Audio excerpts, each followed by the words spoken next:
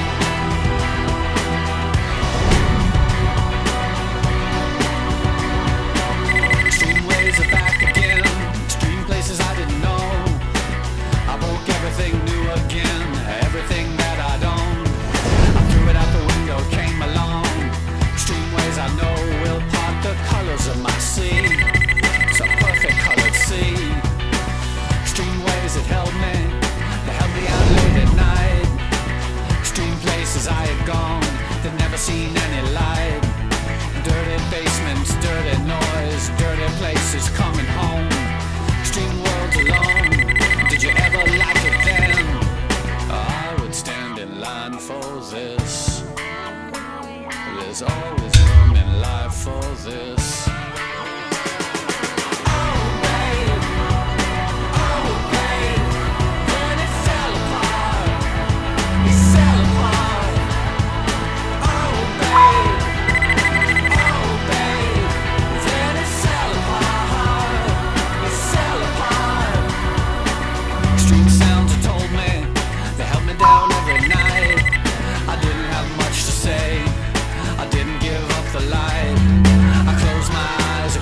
And close my world, never open up to anything that could get me at all.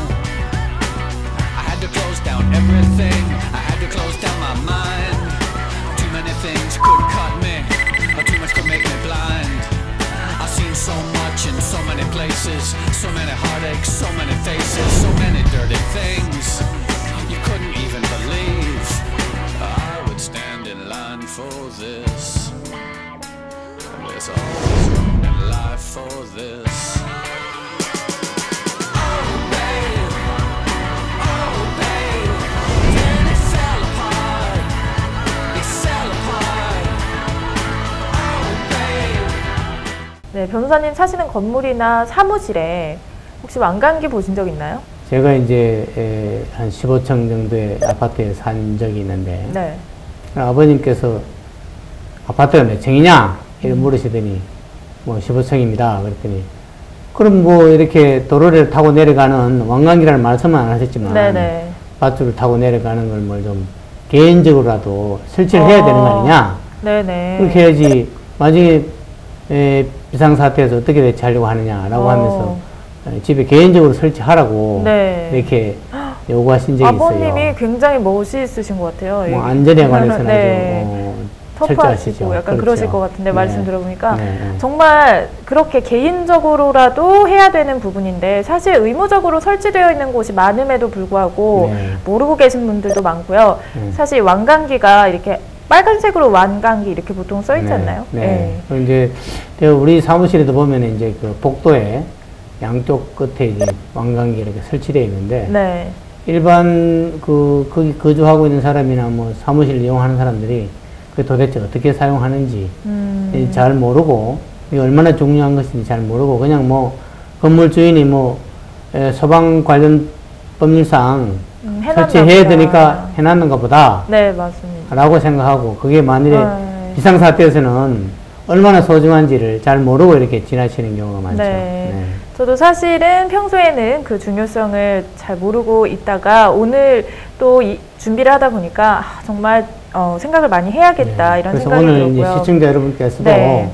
이 왕관기를 주제로 다루니까 네. 한번 주변에 있는 왕관기를 다시 한번 살펴보시고 네, 또 이제 뭐 어떻게 타야 되는지도 한번 다시 한번 생각하게 하는 네. 그런 시간을 가졌으면 좋겠습니다. 네. 이제 모든 신축 건물들은 의무적으로 해야 되는 거죠? 물론 이제 뭐 단층 건물 여기에 뭐 왕관기를 설치할 필요는 없겠죠. 근데 네. 이제 요즘 건물들이 다 토지를 효율적으로 사용하기 위해서 이렇게 고층으로 많이 짓잖아요. 네. 근데 종전에 이제 아주 뭐 초고층 건물에 왕관기로 탈출하는 것은 좀 어렵다. 그래가지고 오히려 네. 11층 이하의 건물에만 왕관기를 설치하도록 그렇게 되어 있었어요. 과거에는요? 그렇죠. 그러다가 이제 법률이 개정이 돼서 11층 이상의 건물에도 왕관기를 설치하도록 그렇게 되어 있고 우리가 뭐 왕관기를 타고 내려가는 것이 뭐 높으면 높을수록 겁은 나겠지만 네. 위기 상황을 탈출하는 상황이라면 겁나는 것은 무릅쓰고 탈출할 수 있어야 될 거 아닙니까? 네, 우리가 왕관기가 없으면 아예 뭐 옥상으로 탈출한다든지 또는 헬리콥터나 뭐 다른 방법으로 탈출을 해야 되는데 비상구를 통해서 탈출한다든지 이런 네. 제한적인 탈출 방법밖에 없는데 네. 왕관기가 이렇게 요소요소에 설치되어 있다면 그 재난을 당한 사람들이 즉시 그 왕관기를 이용해서 이렇게 줄줄이 타고 내려올 수 있을 테니까 네. 뭐 이제 모든 건물에 왕관기를 설치하도록 이렇게 규정했고 그렇게 돼 있죠. 네. 이제 의무적으로 바뀌었다고 했는데 네, 만약에 신축 건물을 지으면서 네. 왕관기를 설치를 안 했다면 어떤 처벌을 받을까요? 그거는 그렇게 되면은 아마도 이제 준공검사 즉답에 사용 승인이 안 나올 겁니다. 아, 사용 승인이 아예 안 그렇습니다. 나오면 건물이 건물을 뭐 못 짓는 거죠? 실제로는 완공이 되었다 하더라도 사람들이 입주를 못하게 되는 그런 네, 결과가 네. 있습니다. 소방시설을 제대로 갖추지 않았을 경우에는 네. 사용 승인을 내주지 않기 때문에 그래서 사용 승인을 받으려면은 소방에 필요한 그런 시설들이 제대로 되어 있느냐 이런 항목도 반드시 이렇게 체크를 하기 때문에 네. 뭐 예를 들어 방화문이나 또는 뭐 왕관기 이런 게 제대로 설치되어 있지 않으면은 사용 못하게 되죠. 네, 그 부분은 정말 잘 돼 있는 것 같네요. 네. 그런데 예전에 지어졌던 건물들은 또 예전에 지어졌다고 해서 안전이 안 지켜지면 안 되잖아요. 네. 그런 건물들도 설치해야 되는 거 아닌가요? 물론 설치하면 좋겠죠. 그런데 이제 옛날에 법률에는 네. 왕관기 설치 기준이 그래서 설치 안 해도 되는 건물이 있단 말이에요. 그런데 이제 원칙적으로 네. 법률을 적용하는 데 있어서는 소급 적용을 옛날로 뒤집어서 네. 옛날에도 설치 안 해도 되는 걸 늦게 나중에 법을 제정해서 옛날에 설치 안 해서 지금 설치해라 라고 하는 그런 규정은 특별한 사정이 없으면 소급 적용을 하지 않아요. 그래서 네. 법률상으로는 옛날 건물에는 왕관기를 설치하지 않아도 되었던 건물에는 지금도 설치하지 않아도 위법은 아닙니다. 그렇지만 안전에서는 좀 위험하다는 얘기죠. 네. 안전적인 측면에서는 설치하는 게 좋으니까 스스로 자발적으로 그렇죠. 하는 자발적으로 건물 관리인이나 또는 주인이 또는 뭐 주민이 아까 얘기했듯이 각자 예를 들어 아파트 주민이나 네. 사무실 이용자가 자기 사무실에 고요한 왕관기를 하나 설치해 놓으면 참 좋겠죠. 네, 그런 이제 그렇네요. 권장사항이지만 강제사항은 아니다입니다. 그렇지만 노유자 시설이나 즉 다시 말해서 아주 어린 애들이 사용한다거나 또는 노인들이 사용하거나 네. 또는 의료시설 이런 경우에는 나중에 사람들이 좀 움직이기 어려운 사람들이 네. 이렇게 사용하는 그런 건물에는 모두 다 이런 왕관기를 설치하도록 법률상 네. 소급해서 적용해서 설치하도록 이렇게 규정하고 있습니다. 네, 전에 왕관기를 사용하다가 네. 추락을 했다는 그런 뉴스 기사를 본 적이 있거든요. 네. 그래서 좀 무섭기도 한데 만약에 그렇게 추락을 했다면 누구에게 좀 책임이 있을까요? 아마 상황마다 다르긴 하겠지만 가장 책임이 큰 사람은 누굴까요? 왕관기의 어떤 그 결함이 있어가지고, 네. 그러니까 관리 소홀로, 그죠? 그렇게 됐다거나 또는 뭐 설치 기준에 적합하지 않은 왕관기를 설치해서 네. 그런 사고가 났다면 일단 건물주에게 책임이 있겠죠? 책임이 있고, 건물주에게 그런, 형사 책임도 지어지고, 네. 또 한편으로는 손해배상 책임도 물어야 됩니다. 그 다음에 소방시설 관리인이 있는 그런 건물의 경우에는 관리인도 네. 그것이 부적절한 왕관기임에도 불구하고 관리를 제대로 하지 않아서 노후돼서 또는 뭐 부적합한 왕관기임에도 불구하고 그냥 이렇게 내버려 두어서 그런 사고가 났다면 관리인에게도 공동으로 책임을 져야 되는, 네. 같이 하면 형사 책임과 민사 책임을 다 같이 지게 되는 그런 결과가 생길 겁니다. 네. 네, 또 왕관기 추락 사고 이런 얘기도 듣고 하니까 좀 무섭거든요. 사실 뭐 고소공포증이 있는 분들도 있을 거고, 그렇죠. 여러 가지로 막상 아무리 불이 났거나 아무리 좀 비상 상황이라고 해도 막상 뛰어내리기가 좀 쉽지 않을 것 같거든요. 그렇습니다. 높은 곳에서 이렇게 뭐 아무리 밧줄을 메고 또 도로를 이렇게 이용해서 내려가면 안전하다 그러지만 그건 이론이고, 네. 실제 느낌은 매우 겁이 나는 게 뭐 사실이겠죠. 네. 그렇지만 뭐 위기 상황에서 탈출하지 않으면 안 되는 상황에서 그런 뭐 겁나는 정도야 감수를 해야 되겠는데, 그래서 이제 훈련이 필요하다는 거고요. 네. 우리가 뭐 군대에서 그런 훈련들을 받아요. 이제 저 절벽에서 이렇게 밧줄을 타고 이제 내려오는 훈련도 하기도 하고, 네. 이제 뭐 등산할 때 뭐 레벨 타는 것 같은 그런 심정으로 이제 훈련하는 경우도 있고 한데, 네.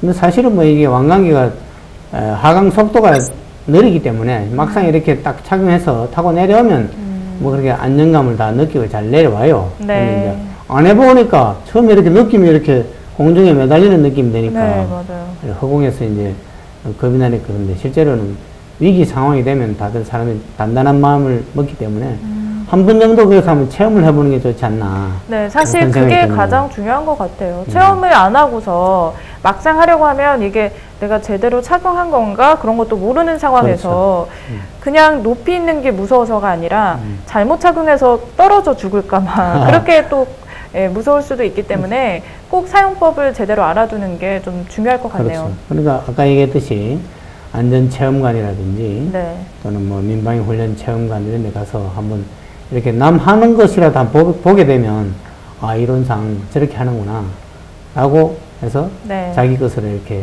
만들 수 있으니까요. 네. 가보는 건 좋겠고요. 그럼 뭐 저희들 군대에서 훈련한 거 이보다 더 위험한 것도 많이 해요. 네. 많이 하는데 남자들은 그래도 뭐 이렇게 하라 그러면 잘 할 거예요. 그죠? 하는데 여성들이 이런 훈련을 하는 경우가 거의 없으니까 또 이제 미리 겁을 먹고 못하는 경우가 있겠죠. 글쎄요. 근데 또 남자분들이라고 다 잘하시는 건 아닌 것 같아요. 물론 오히려 여자분들이 잘하실 수도 있어요. 사람에 따라서 이제 그 고소공포증이 뭐 있는 분은 네. 이런 경우 참 못하는 경우가 있어요. 그렇죠. 그리고 또 커플들끼리도 네. 그렇게 가서 훈련을 받으면 참 좋을 것 같다는 생각이 들었거든요. 그거 재밌네요. 좀 이색적인 데이트가 될 것 그렇죠. 같기도 하고요. 우리가 뭐 데이트하면서 네. 번지 점프를 하는 수도 있고 그죠? 네. 또 뭐 이렇게 놀이터 가서 좀 위험해 보이는 네. 일부러 좀 이렇게 위험해 보이는 그런 놀이 기구도 사용하잖아요. 네. 마찬가지로 이게 뭐 왕관기를 타고 이렇게 앞을 보면서 내려가면 좀 무서울 수도 있겠죠. 네. 훈련 겸 안전을 지킬 겸 데이트 겸 뭐 가능하지 않을까. 좋은 아이디어 같네요. 네, 맞습니다. 좋습니다. 물론 남자도 고소공포증 때문에 네. 이렇게 이런 경우에 아주 어려워하는 사람들이 있을 수는 있고, 또 뭐 여성의 경우에는 이제 모성애 때문에 그죠? 아, 네. 또 이제 아기가 예를 들어 같이 탈출해야 한다. 뭐 그런 상황도 한번 생각해 볼 필요가 있어요. 물론 뭐 남자도 이렇게 자기 애기나 네. 뭐 어린 사람을 같이 탈출해야 하는 그런 경우가 있을 수 있겠죠. 그죠? 네. 여성도 그런 경우가 있을 수 있겠죠. 네, 네. 그런 경우에 더 용기를 내야 되는 것이 아기를 뭐 이렇게 가슴에 단단히 묶고, 네. 그죠? 묶어서 이렇게 떨어지지 않도록 한 다음에 네. 왕관기를 이용해서 탈출해야 되겠죠. 네, 맞습니다. 그런 것도 생각해보면 참 여성들도 그렇고 남성들도 그렇고 그런 순간에는 힘이 날 것 같네요. 힘도 나죠. 예, 여성들도 더 강한 살아야겠다는 마음으로. 살아야 되고 또 네. 살려야 된다는 네. 그런 생각 때문에 아마 잘 하실 거라 생각됩니다. 네. 그리고 또 사용 시에 주의사항이 있다고요. 네, 물론 주의사항이 있습니다. 네. 어쨌든 제일 먼저 이 완강기 지지대가 흔들리지 않는지 이렇게 확인해야 됩니다. 뭐 지지대가 흔들리면 건 위험하겠죠, 그죠? 네. 완강기 이게 흔들리면은 이렇게 지지대가 흔들리면 쓸 수가 없습니다. 이걸 꼭 체크하시고, 두 번째는 벽면을 따라 내려가실 때 두 손은 건물 외벽을 향해 쭉 뻗는 것이 중요합니다. 이렇게 뭐 다른 데로 쳐다보고 팔을 이렇게 다른 데로 뻗느니 그러면 위험하고요. 네. 또한 완강기의 최대 하중이 150kg이기 때문에 물론 뭐 이를 초과하는 분이 많지는 않겠지만은 이를 초과하는 하중이 걸리지 않도록 사용하는 것이 중요할 네. 것입니다. 예. 최대 그 하중이 저는 100kg인 줄 알았는데 아니었나요? 옛날에 이제 뭐 이렇게 체중이 많이 나간 사람이 없을 경우를 생각해서 아마 100kg으로 했다가 150kg 정도로 이렇게 늘어난 늘었고 아마도 이제 이것은 뭐 몸무게 무거운 사람도 예정되어 있겠지만 네. 혹시 아기를 안고 또 뭐 노약자 이런 분들을 안고 이렇게 같이 탈출해야 하는 뭐 그런 경우도 생각해서 네. 이 하중의 이 범위가 늘어난 거 아닌가 하는 그런 생각이 듭니다. 네. 네, 제가 말씀을 듣다 보니까 정말 법률적으로 그렇게 의무가 없다고 하더라도 개인이 스스로의 안전을 지키기 위해서 그렇죠. 그렇게 꼭 해야 될 것 같다 이런 생각이 좀 들고요. 또 제가 곰곰이 생각을 해봤는데요. 정말 건물 안에서 만약에 화재가 발생을 했다면 네. 내가 완강기를 이용하면서 혹시 다치지는 않을까 이런 두려움이나 그런 걱정보다도 불길이나 연기 때문에 내가 죽을 수도 있겠구나 라는 두려움이 사실은 더 클 것 같거든요. 네. 네, 그래서 이렇게 상황에 직면을 했을 때는 여지없이 좀 완강기를 잘 이용을 하셔서 많은 분들이 대피하실 수 있었으면 좋을 것 같습니다. 네. 그 이제 법률상으로 네. 이렇게 의무가 없다 하더라도 스스로 이렇게 다중이용시설에 완강기를 설치해 놓으면 그 이용자들이 보고 더더욱 신뢰감을 느끼고 더 많은 사람들이 이용하는 네. 다시 말해 영업에도 도움이 되는 그런 결과가 되지 않을까 싶습니다. 일석이조네요. 그렇죠. 그리고 또 그 1인용 완강기도 한번 이렇게 각자가 한번 설치해 놓을 필요가 있는 것이 네. 완강기는 자기한테 맞춰서 이용할 수 있는 그런 비난 기구이거든요. 그래서 간이 완강기 같은 경우에는 1인용이기 때문에 내가 조작을 해서 내 혼자 이용을 하게 되겠죠. 다시 말해서 내 몸에 맞게 세팅을 한 후에 이렇게 피난이 가능하니까 자기 스스로를 위해서 법률상의 의무가 아니라 자기 스스로를 위해서 1인용 간이 완강기도 가정이나 네. 그런 업장에서 이렇게 많이 설치해서 이용했으면 좋겠습니다. 네, 완강기를 두려워하시는 분들이 참 많으신데요. 변호사님께서 말씀하신 것처럼 완강기는 안전한 기구이기 때문에 마음 놓고 사용하시면 좋을 것 같습니다. 자, 그럼 계속해서 운전할 때 우리의 생명을 지켜주는 안전벨트에 대해서 알아보도록 하겠습니다.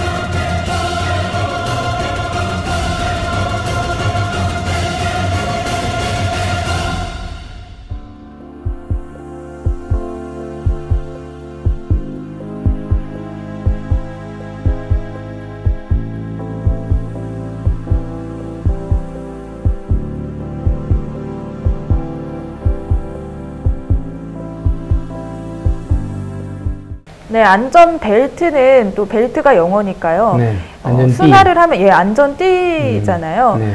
그런데 이 안전띠를, 의무적으로 설치를 하게 만드는 방법 중에 하나로 차의 시동이 안 켜져요. 안전띠를 매지 않으면. 그런 경우가 있다고 하더라고요. 그런 차도 있나요? 괜찮죠.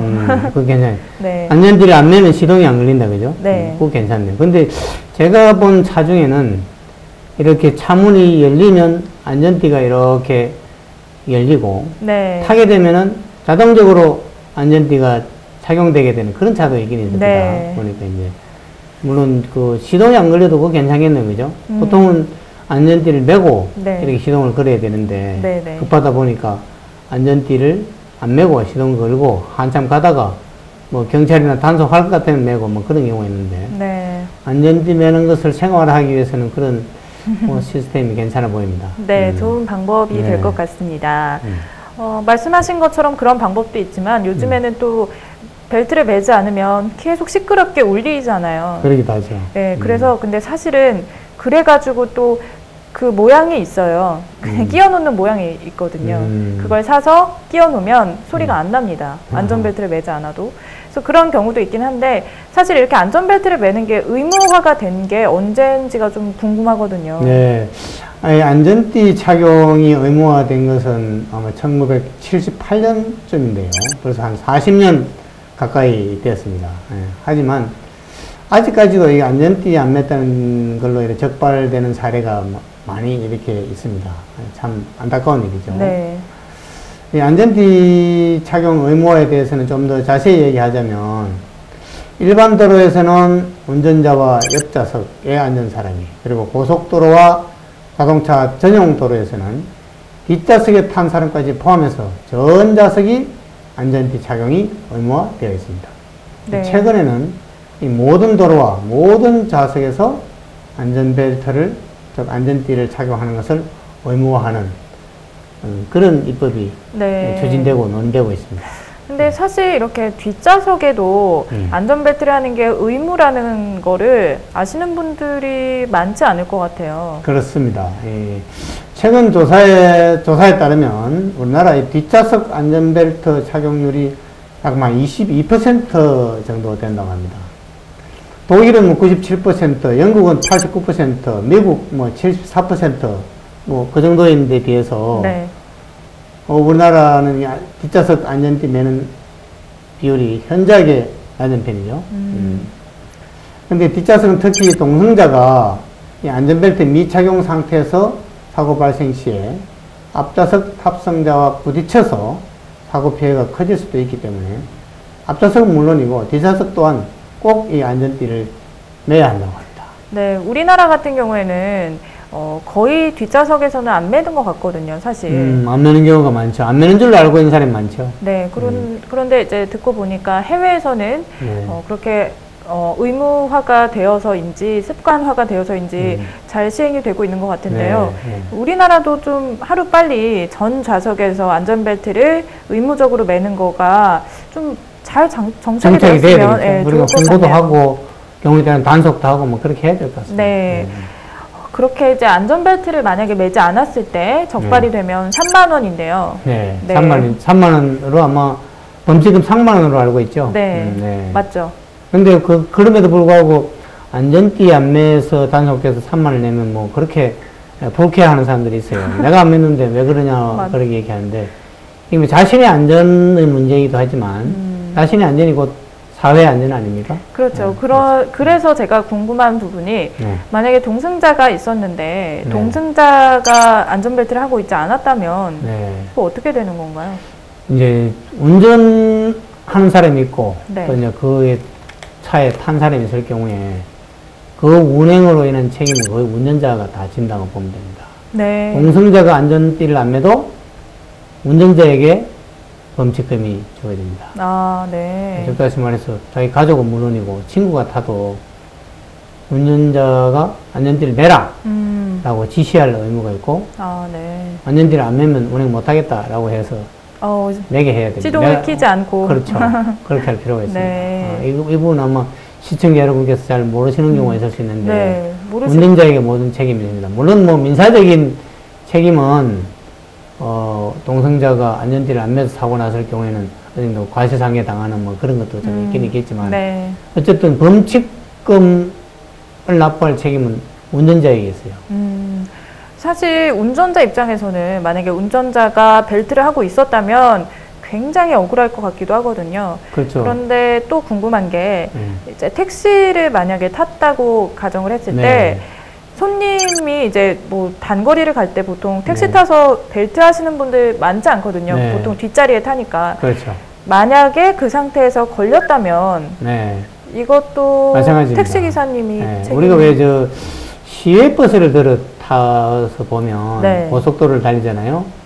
시외버스 운전자가 안전띠 매십시오. 뭐 이렇게 수회에 걸쳐서 네, 경고하듯이 네. 방송하는 그런 사례를 들어볼 수 있을 겁니다. 네. 마찬가지로 택시 운전사도 물론 뭐 지금 현재는 법률상 일반 시내 도로를 다닐 때 뒷좌석은 안전띠를 안 매도 되니까 네. 뒷좌석에 탄 사람까지 이렇게 강요할 수는 없겠지만 적어도 운전석 바로 옆에 조수석에 탄 사람한테는 안전띠 매십시오 라고 요구할 의무도 있고 권리도 있다 이렇게 네. 얘기할 수 있습니다. 뭐 조수석뿐만 아니라 뒷자리도 이제는 이제 스스로 택시를 탔을 때 안전띠를 매는 그런 스스로 매는 것이 중요하고 안 맸을 때 책임도 공유했으면 좋겠는데 일단은 운전자에게 택시 운전사에게 범칙금 낼 의무가 있다는 겁니다. 네, 그건 정말 좀 안타깝네요. 결국 우리 시민들이 네. 스스로의 안전을 위해서 안전띠를 매주는 수밖에 없겠죠. 네, 맞습니다. 우리 그 택시 운전사에 미안하다면 안전띠 매고요.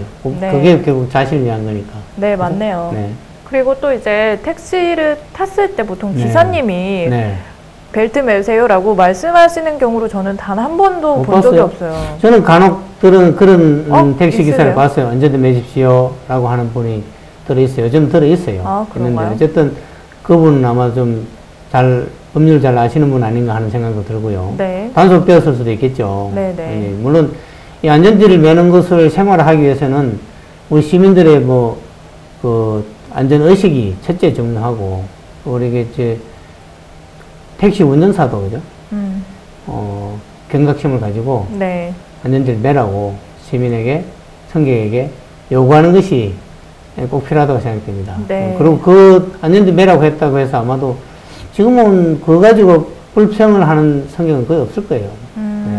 안전띠 매라고 하는 게 필요하고 아마 택시 운전하는 분에게 교육 과정에서는 안전띠 매라고 하라고 아마 가르치고 있을 겁니다. 네. 네, 만약에 안전띠를 매고서 사고가 난 경우랑 안전띠를 매지 않은 상태에서 사고가 난 상황이랑 법적으로 어떻게 만약에 물어줘야 되는 상황이다. 그러면은 처벌 수위나 아니면 보험이나 뭐 여러 가지 문제에서 좀 불리할까요? 네. 안전띠를 안 매고 차량을 타고 가다가 사고를 당한 경우랑 또 이제 안전띠를 안 매고 운행하다가 사고를 낸 경우 뭐 이걸 한번 구별해서 얘기해 볼게요. 하겠는데 안전띠를 안 매고 이렇게 가다가 사고를 당해가지고 상해를 입었다. 뭐 이럴 경우에는 안전띠를 안 맸기 때문에 상해가 더 가중되게 됐다. 더 많이 다치게 됐다. 뭐 예를 들어 뭐 안 죽을 사람이 뭐 죽게 됐다라든지 뭐 그런 평가가 이루어질 때는 안전띠 안 맨 데 대한 책임, 즉 다시 말해서 과실상계라 그럴까? 보험금을 탄다든지 손해배상 청구할 때 손해를 보게 되는 거죠. 다만 이제 안전띠 안 맨 것과 뭐 어떤 피해를 입은 것이 아무런 인과관계가 없을 경우 예를 들어 안전띠 안 매고 가는데 누가 뭐 앞에 가는 차에서 뭐 돌이 떨어져서 유리가 깨져서 뭐 머리를 다쳤다 이런 건 안전띠 안 맨 것과 사고를 당한 피해와는 아무 상관이 없잖아요. 그런 경우에는 뭐 피해액에서 지장이 없겠지만 안전띠를 안 매고 가다가 앞차와 추돌을 했다.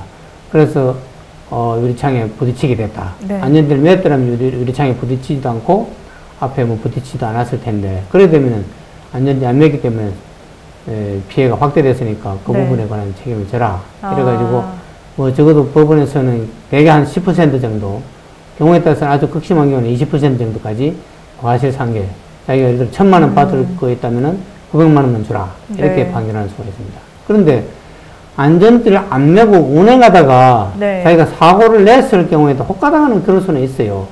예를 들어 안전띠를 안 매고 자기가 앞차를 추돌했다. 자기도 다쳤다. 그런 경우에 이제 뭐 이렇게 그 다친 데 대한 책임을 앞차가 뭐 급정거를 했기 때문에 네. 부당한 급정거를 했기 때문에 사고가 나지 않느냐. 그래서 뭐 자기가 뭐 치료비를 청구하는 경우에도 안전띠 안 매서 당신 운전대 가슴이 받치지 않았느냐. 그러니까 책임을 져라. 이래가지고 뭐 10% 정도는 감액될 가능성이 있겠죠. 네. 그런데 안전띠 안 매고 예를 들어 아까 뭐 예를 들어 뭐 차량을 운행하 뒤로 이렇게 골목길에서 네. 주차하기 위해서 가다가 네. 이렇게 뭐 뒤에 전봇대를 들이받았다든지 그래서 뭐 이렇게 사고가 났다. 그에 대한 책임이 가중되느냐 안 되느냐 라고 했을 때는 안전띠 안 맨 것과 뭐 이렇게 뒤로 가면서 후진하면서 사고 나는 게 아무 상관이 없으니까 네. 그럴 경우에는 안전띠 안 맨 것과는 전혀 상관없이 이렇게 책임을 지게 되겠죠. 책임을 네. 지고 다만 뭐 안전띠 안 맨 데 대해서 예를 들어 경찰이 단속을 하면은 아까 얘기했듯이 안전띠 안 맨 데 대한 범칙금 3만 원 얘기 되는 뭐 그런 네. 결과만 자게 될 겁니다. 네, 뭐 다시 한번 정리를 하자면 네. 안전벨트를 매지 않았을 때 범칙금을 내는 건 뭐 물론이고요. 네. 그 외에 안전의 문제도 있지만 사실 사고가 발생했을 때 여러모로 불리해지기 불리해질 때문에 가능성이 너무 많죠. 네, 꼭 안전벨트를 착용하셔야 될 것 같습니다. 자, 그런데요. 정말 웃긴 게 안전벨트를요. 착용한 척하고 좀 꼼수를 부리는 네. 그런 유형들이 있다고 합니다. 네, 그래서 어떤 유형들이 있죠? 네, 제가 좀 소개를 시켜드리려고 하는데요. 우선 첫 번째로 안전벨트 착용 티셔츠가 나왔습니다. 안전벨트 착용 티셔츠라는 게 티셔츠 이렇게 안전벨트처럼 이렇게 띠를 네, 맞습니다. 무늬로 만들어놨다는 거죠? 네, 안전벨트처럼 이렇게 무늬가 있는데요. 이제 그런 티셔츠를 입고 이제 운전을 하는 단속을 피하기 위해서 네. 그런 경우도 있다고 하고요. 그리고 또 좀 길게 늘어난 부분을 그냥 어깨에 이렇게 걸치는 경우 네. 이런 경우는 좀 많은 것 같아요. 네. 네, 이렇게 꼼수를 부리는 두 번째 유형이고요. 세 번째는 어깨띠를 좀 뒤로 넘겨서 이렇게 겨드랑이 쪽에 착용을 합니다. 네. 불편하니까 이제 이렇게 하는 거죠. 착용을. 붙잡고 있어요, 그러면은? 네. 안전띠를 붙잡고 있다는 거예요? 누가 단속 나오니까? 아니요, 일시적으로? 붙잡고 있는 게 아니죠. 원래 이렇게 돼야 되잖아요. 네. 근데 이렇게 늘려서 이렇게 그냥 이렇게 하는 거죠. 네. 이제 적절하게 착용을 하지 않는 그런 꼼수를 부리는 유형들이었는데요. 어떤가요? 그래서 그 이제 전부 다 이게 자신의 안전을 위해서 안전띠 착용하라고 그러는데, 이렇게 자꾸 이렇게 뭐 셔츠를 거기다 그림까지 그려가지고 단속을 피한다든지, 그거는 안전띠 착용한 네. 것처럼 한다든지 하는 게 참 그 웅터리 같은 수법이네요. 네, 그죠? 그거는 뭐 솔직히 재밌으려고 그런 티셔츠를 샀을지는 모르겠지만 네. 그거를 정말 오로지 단속을 피하기 위해서 입는다는 거는 전 정말 말도 안 되는 것 그렇죠. 이제 같고요. 차량에 따라서는 이제 안전띠를 매게 되면 몸에 이렇게 안전띠가 딱 달라붙으니까 가서 좀 뭐 움직임에 약간 지장이 있고 네. 불편함을 느끼는 수도 있긴 있는데, 요즘 차량들은 경우에 따라서는 약간 이렇게 이제 몸에 맞췄다가 살짝 이렇게 불편하지 않을 정도로 늘어나는 그런 안전띠도 있긴 있어요. 네. 있긴 있는데 뭐 그런 차량이 아닐 경우에는 다소 불편한 점이 있지만 뭐 안전띠 안 매가지고 손해보는 경우보다는 안전띠 매어서 이렇게 약간 불편하게 더 나으니까 네. 그런 안전띠를 매는 게 옳겠고, 안전띠 맨 것처럼 뭐 이렇게 뭐 흉내를 낸다는 것은 좀 자가당착적인 일이죠. 네. 네. 그리고 해외 같은 경우는 어떨지 궁금한데요. 아까 뒷좌석에 대해서 말씀을 해주셨지만 네. 좀 처벌이 우리보다 좀 강화돼 있나요? 아마도 이제 우리보다는 안전의식이 높은 나라에서는 그 이제 안전띠 안 맨 데 대한 처벌 수위가 높죠. 높고. 네.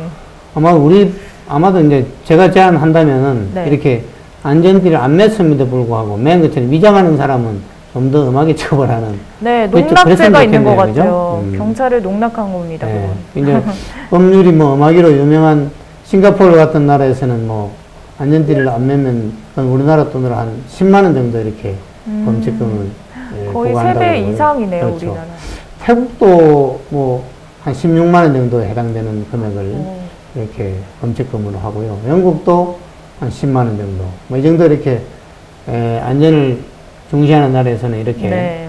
안전띠 안 맨 데 대한 책임도 아주 처벌하고 있습니다. 네, 미국 뉴저지에서는 반려동물이 만약에 차에 탑승을 하게 되면 함께 안전벨트를 매는 법률이 있다고 하더라고요. 아, 예. 반려동물이 차에 타게 되면은 사고가 나면 반려동물도 뭐 위험하겠지만 반려동물 때문에 사고가 처리될 가능성이 있잖아요. 그죠? 네, 그렇기 때문에 뭐 운전자뿐만 아니라 또 상대방 운전자까지도 그렇죠. 안전에 위험이 될 수가 있기 때문에 그런 법률이 생겼다고 합니다. 네, 이제 갑자기 운전 중에 운전자 품으로 뭐 반려동물이 이제 뛰어든다든가 짖는다거나 뭐 이런 예기치 못한 상황이 발생할 수 있습니다. 그래서 실제로 우리나라에서도 이 동물, 즉 애완동물을 이렇게 차에 태울 때는 뭐 애완동물 상자나 또는 애완동물이 이렇게 함부로 움직이지 않도록 가방에, 애완동물용 가방에 넣어서 차의 바닥에 내려놓거나 또는 뭐 애완동물용 안전띠 등으로서 좌석에 고정시키는 등의 안전 조치를 한 상태에서 운전하도록 하는 그런 규정을 법률로 만들어야 되겠다 하는 그런 움직임이 지금 있습니다. 네, 아무래도 우리나라도 이제 반려견들이 점점 늘어나고 있기 때문에 그렇죠. 조만간 우리나라도 그런 관련 법이 좀 제정이 될까요? 네, 곧 제정되지 않을까 생각이 됩니다. 네. 네, 안전벨트를 뭐 올바로 맨다 하더라도 올바르게 매는 게 중요하겠죠. 네. 먼저 안전띠를 멜 때는 엉덩이를 의자에 바짝 뒤로 붙여서 앉으셔야 되고, 허리띠는 골반에, 그리고 어깨띠는 어깨 중앙으로 오도록 해서 이렇게 착용하셔야 합니다. 꼭 기억하셔야 할 부분은 안전띠 꼬인 부분을 풀어서 매야 된다는 겁니다. 꼬인 벨트를 맸다가 그 장이 파열돼서 사망한 사례, 그런 사례도 있습니다. 네. 그렇게 안전벨트를 맸는데도 사망을 하는 경우가 있네요. 물론 이제 안전띠를 똑바로 맸더라면은 이렇게 안전띠가 넓게 이렇게 몸을 지지하고 있으면은 사고가 나더라도 좀 덜 상해를 입었을 텐데 꼬인 부분이 있으니까 이렇게 좁잖아요. 몸에 닿는 부분이 적게 되면 그 부분이 찢어지거나 뭐 다른 사고로 이어질 가능성이 있죠. 어쨌든 안전띠를 매더라도 제대로 매야 된다는 얘기죠. 네, 사실 올바른 방법으로 안전띠를 착용을 해야 되는데 그냥 불편하다고 그냥 이렇게 헐겁게 채우고 다니시는 분들도 많거든요. 헐겁게 맸기 때문에 앞으로 튀어나가는 건 그대로고 별다른 효과를 못 볼 수가 있죠. 네, 사실 이 안전벨트라는 게 튕겨져 나가는 것을 이제 막아주는 그런 역할을 하는데 헐거운 만큼 또 몸이 그만큼 앞으로 이제 쏠리는 거니까요. 그렇습니다. 그만큼의 위험성도 안전벨트를 우리가 앞좌석 같은 경우에는 앞에 허리도 매잖아요. 허리도 매고 이렇게 어깨띠처럼 이렇게 매게 되는데 허리도 잡아주고 그죠? 여기도 잡아주기 때문에 그래서 안전한데 허리도 헐겁게 하고 여기 어깨띠도 헐겁게 되면은 툭 튀어나갈 거 아니에요. 그리고 안전띠는 이게 뭐 영구적으로 쓰여지는 게 아니라 만일에 이제 오래 쓰게 되면은 노후화돼서 안전띠로서의 역할을 제대로 못하는 경우가 있어요. 그래서 기본적으로는 한 6만 킬로미터 정도 주행을 하게 되면은 안전띠를 갈아주는 것이 좋다고 합니다. 안전벨트가 소모품이라는 거는 또 처음 알았는데요. 그래요. 보통 그냥 뭐 고장나지 않는 이상 폐차할 때까지 안전벨트는 처음 그대로 쭉 가는 걸로 알고 있었거든요. 물론 이제 자동차 검사할 때 안전벨트도 이제 검사를 해서 제대로 작동하는지, 그 다음에 이제 안전띠가 이렇게 이렇게 상하진 않았는지, 강도가 약해지진 않았는지 점검해야 되겠지만, 그 부분도 좀 소홀한 게 사실입니다. 그래서 안전띠가 영구적으로 사용할 수 있는 것이 아니라는 것을 우리 시청자 여러분께서도 아셔야 되고, 이게 이제 안전한지 안 한지 한 6만 킬로 정도 뛰고 나면 안전띠를 점검하는 것이 옳겠다는 얘기입니다. 꼭 점검을 하셔야 될 것 같고요. 실제로 도로교통공사가 발표한 자료에 따르면요, 안전벨트 미착용 시 사망률이 1.45%에 이른다고 합니다. 그리고 또 착용했을 때보다 0.39% 정도 3배가량 높은 수치가 되는 건데요. 안전벨트 착용이 얼마나 중요한지를 여실히 보여주는 수치인 것 같습니다. 그렇습니다. 보통은 차에 타자마자 이렇게 시동부터 켜는데요. 이제는 차에 타자마자 안전띠를 매는 습관을 기르면 좀 좋을 것 같네요.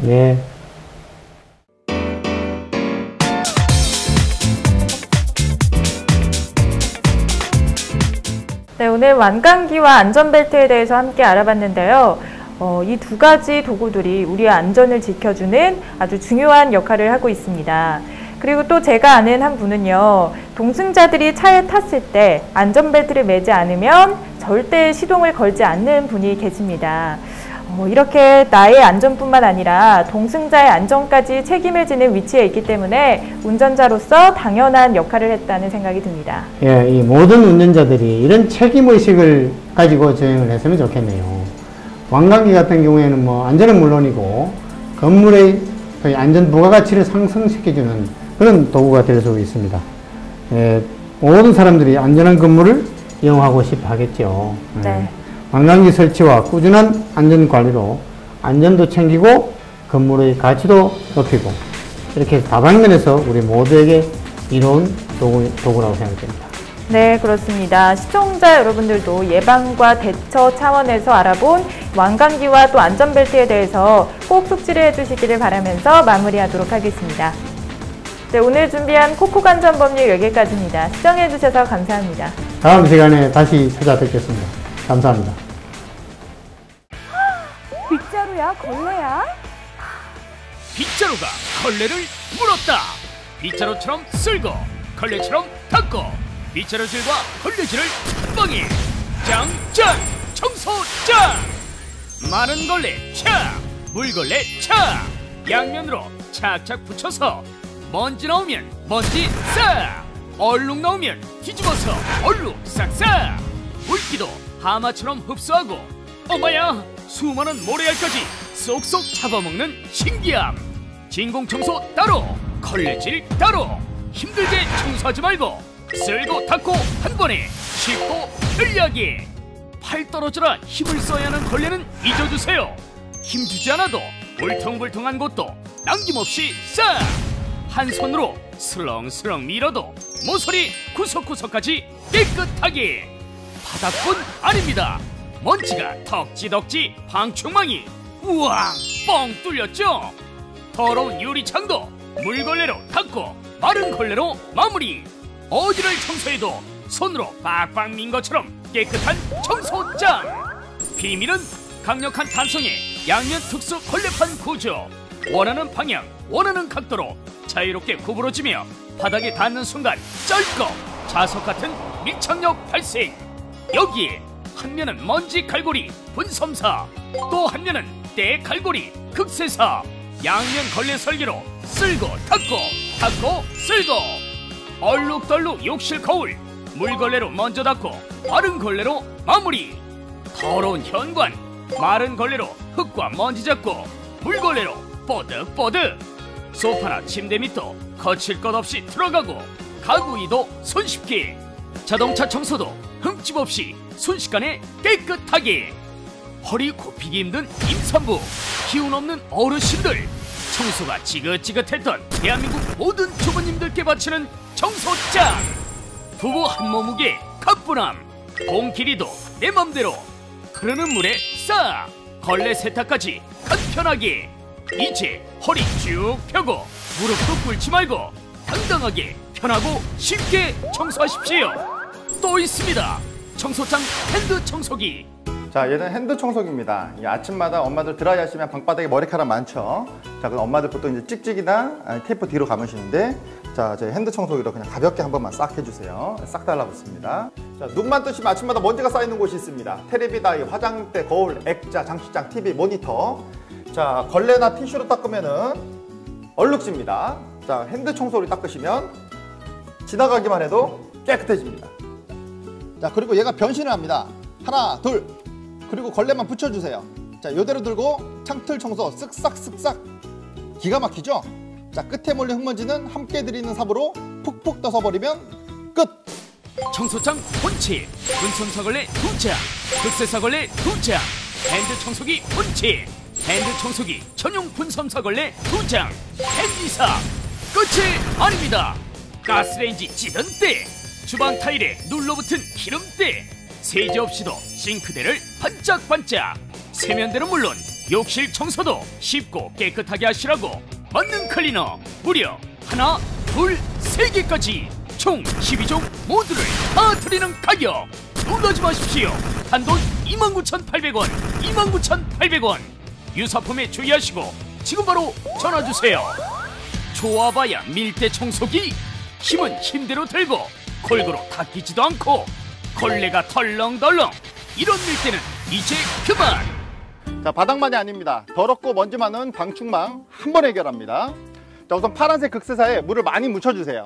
예, 그리고 먼저 물을 살짝 먹여주세요. 자, 때를 조금 불리신 다음에 그러고 닦아주세요.